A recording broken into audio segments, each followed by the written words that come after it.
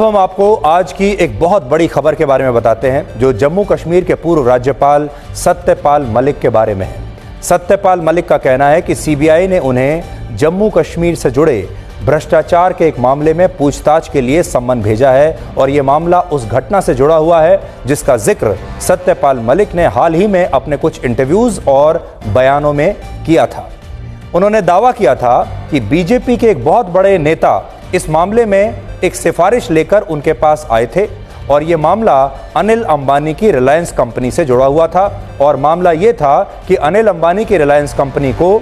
Insurance का एक contract मिलना था जिसमें जम्मू कश्मीर के जो सरकारी कर्मचारी थे उनका इंश्योरेंस होना था और ये इंश्योरेंस का जो पूरी डील थी ये अनिल अंबानी की कंपनी को मिलनी थी। और उन्होंने ये कहा था कि बीजेपी के एक नेता ने मुझसे सिफारिश की लेकिन मैंने ये काम करने से इनकार कर दिया और मैंने उस पूरी की पूरी डील को ही रोक दिया। कश्मीर से अनुच्छेद 370 को समाप्त किया गया था और जब वर्ष 2019 में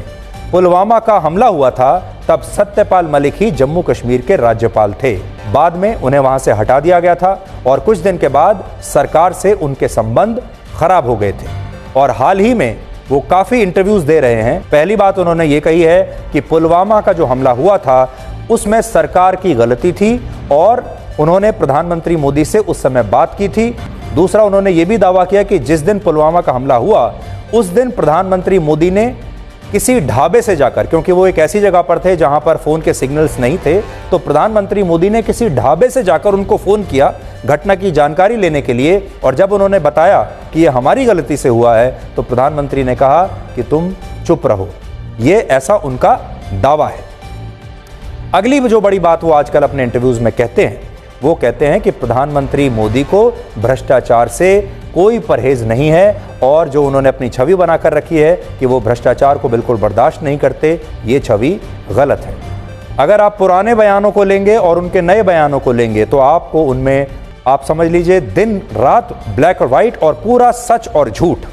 इतना अंतर आपको उसमें नजर आएगा। और इसीलिए जो मेन स्ट्रीम मीडिया है उसने उनके इन इंटरव्यूज़ को और बयानों को इस काबिल भी नहीं समझा कि उन्हें रिपोर्ट किया जा सके। लेकिन अब क्योंकि सीबीआई ने उन्हें बुला लिया है पूछताछ के लिए तो अब दूध का दूध और पानी का पानी यानी पूरा ब्लैक एंड वाइट लोगों के सामने, देश के सामने आ जाएगा।